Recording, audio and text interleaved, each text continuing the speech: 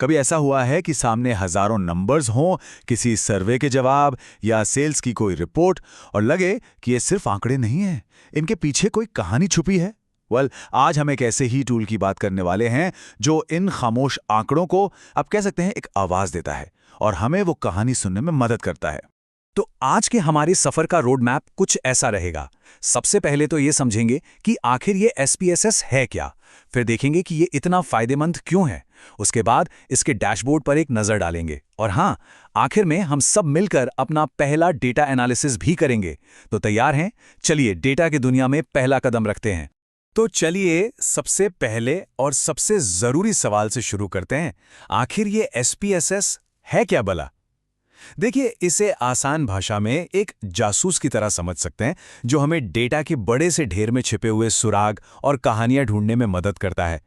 जरा इस सवाल के बारे में सोचिए, जब हमारे सामने हजारों लाखों नंबर बिखरे पड़े हों तो उनमें से कोई मतलब कैसे निकाला जाए? कोई पैटर्न, कोई ट्रेंड या कोई ऐसी छुपी हुई बात जो इन आंकड़ों को एक पूरी कहानी में बदल दे? बस SPSS जैसे टूल ठीक यही काम करने के लिए बने हैं। ये नंबर्स के शोर को एक साफ सुथरी आवाज में बदलते हैं।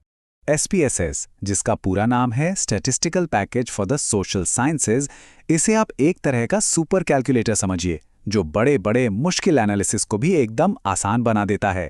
और जानते हैं सबसे अच्छी बात क्या है? इसके लिए कोई कोडिंग या बहुत ज़्यादा टेक्निकल ज्ञान की ज़रूरत नहीं पड़ती। ये रिसर्चर्स और स्टूडेंट्स दोनों को ध्यान में रखकर बनाया गया है। ठीक है, तो ये तो समझ आ गया कि SPSS क्या है, पर असली सवाल तो ये है कि इसे इस्तेमाल ही क्यों करें। चलिए देखते हैं कि ये सिर्फ एक सॉफ्टवेयर क्यों नहीं, बल्कि डेटा एनालिसिस की दुनिया में एक असली गेम चेंजर कैसे है। देखिए, SPSS की 4 सबसे बड़ी ताकतें हैं। पहली, इसका इंटरफेस बहुत ही आसान है, मतलब जैसे कोई आम कंप्यूटर प्रोग्राम चलाते हैं बिल्कुल वैसा ही। दूसरी, ये हर तरह के काम कर सकता है। आपको सिर्फ एवरेज निकालना हो या भविष्य का कोई ट्रेंड पता करना हो, सब हो जाता है।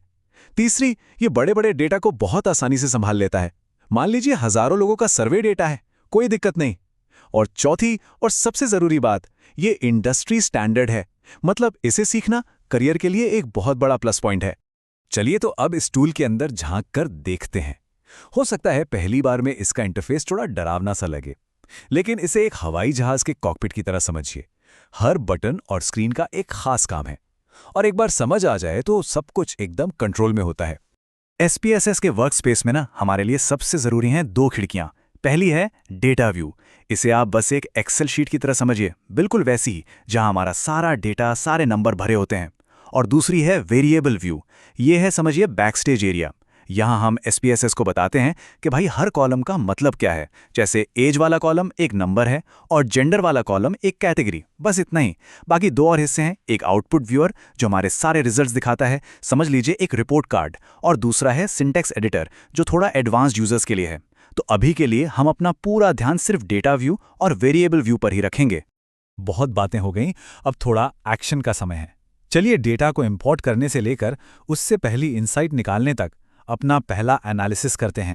अपने डेटा को SPSS में लाना वाकई बहुत आसान है। बस फाइल मेन्यू में जाकर ओपन पर क्लिक करना है और अपनी डेटा फाइल चुननी है, चाहे वो एक्सेल हो या CSV फाइल। SPSS ज्यादातर काम खुद ही कर लेगा। बस एक बार डेटा व्यू पर नजर डालनी है कि सब कुछ ठीक से दिख रहा है या नहीं। तो डेटा अब हमारे सामने है। अब क्या? देखिए, सबसे पहला कदम हमेशा डेटा को समझना होता है। एक क्विक चेक करना कि आखिर हमारे पास है क्या। इसे डेटा का एक तरह का हेल्थ चेकअप भी कह सकते हैं। और ये हेल्थ चेकअप करना बस कुछ ही क्लिक्स का काम है। मान लीजिए आपको जानना है कि आपके डेटा में लोगों की औसत उम्र क्या है या सबसे ज्यादा स्कोर कितना है। तो बस एनालाइज मेन्यू में डिस्क्रिप्टिव स्टैटिस्टिक्स पर जाना है, अपने वेरिएबल चुनिए, ओके दबाइए और बूम, सारे जरूरी आंकड़े आपकी स्क्रीन पर आ जाएंगे। SPSS हमें अलग अलग तरह के सवाल पूछने की आज़ादी देता है। अगर आपको सिर्फ डेटा का एक ओवरव्यू चाहिए, जैसे औसत स्कोर क्या है, तो डिस्क्रिप्टिव स्टैटिस्टिक्स सबसे अच्छा दोस्त है। लेकिन अगर आप 2 चीज़ों के बीच का रिश्ता देखना चाहते हैं, मान लीजिए क्या पुरुष और महिलाओं की कॉफ़ी की पसंद में कोई फ़र्क है, तो उसके लिए क्रॉस टैब्स का इस्तेमाल होता है। देखिए, नंबर अपनी कहानी जरूर बताते हैं, लेकिन एक अच्छा ग्राफ उस कहानी को एकदम यादगार बना देता है। SPSS के चार्ट बिल्डर से आप चुटकियों में ग्राफ बना सकते हैं। बार चार्ट से आप अलग अलग ग्रुप्स की तुलना कर सकते हैं और स्कैटर प्लॉट से देख सकते हैं कि क्या दो चीजों के बीच कोई रिश्ता है या नहीं। ये तो डेटा को जिंदा करने जैसा है। तो अब हमने SPSS की दुनिया में अपना पहला कदम रख दिया है, लेकिन ये तो बस शुरुआत है। चलिए अब कुछ टिप्स पर नजर डालते हैं जो इस सफर में आगे बढ़ने में बहुत मदद करेंगी। इस सफर में आगे बढ़ने के लिए 3 बहुत जरूरी टिप्स हैं। पहला, SPSS के अंदर ही बहुत सारे ट्यूटोरियल और सैंपल डेटा सेट्स हैं, उनके साथ प्रैक्टिस करिए। ये बिना किसी रिस्क के सीखने का सबसे अच्छा तरीका है। दूसरा, ऑनलाइन फोरम और ग्रुप से जुड़िए, दूसरों के सवाल जवाब से भी बहुत कुछ सीखने को मिलता है। और तीसरा, बस शुरू हो जाइए। और जैसा कि कहते भी हैं, प्रैक्टिस ही सब कुछ है। आप जितना ज्यादा SPSS की अलग-अलग विशेषताओं को एक्सप्लोर करेंगे, उतना ही आपका आत्मविश्वास बढ़ता जाएगा। हर डेटा सेट एक नई पहेली की तरह है और SPSS उसे सुलझाने का एक शानदार टूल है। तो अब जब SPSS का दरवाजा खुल चुका है, सवाल यह है कि वो कौन सी कहानी है जो आपके डेटा में सामने आने का इंतजार कर रही है। खोज शुरू करने का समय आ गया है।